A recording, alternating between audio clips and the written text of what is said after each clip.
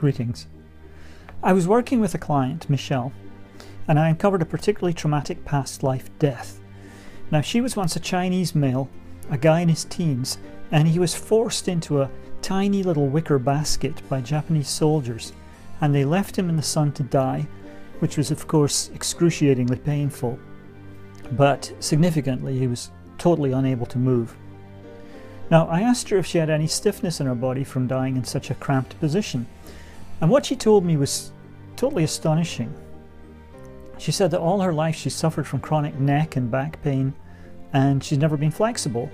When she was a kid, she was a figure skater, and it impacted her ability to do certain moves and spins.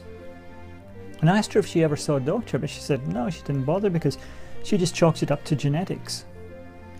Well, I told her that she might get almost instant relief from the pain in her neck and back, and well, nothing happened after the session, but it was the next day that the healing took place.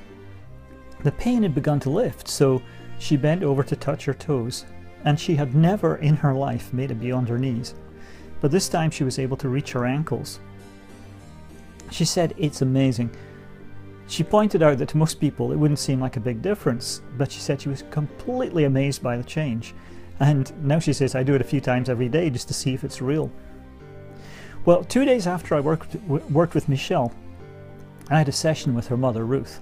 And Ruth told me how Michelle had been sending her pictures of herself, basically showing off her newfound flexibility. Well, Ruth had always put her daughter's neck and back pain down to years of carrying heavy textbooks at school. And she said to me, you know, when Michelle sent the photos of her almost touching her toes, she said, I couldn't believe it. This was a very dramatic change, and it happened only one day after the session. Well, just to make sure that Ruth didn't feel left out, I found a past life in which she'd been beheaded. Now, it didn't surprise me to find out that she's been carrying a lot of neck and shoulder pain in this life. It's a natural consequence of beheading. So I checked in with her just at the end of the session, and I said, well, you know, how's the pain now? And she said, wow, I can't feel anything. And then a few days later, she emailed me to say that she too had experienced tremendous relief from her pain.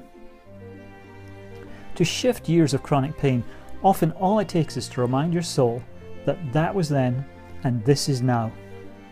Simple.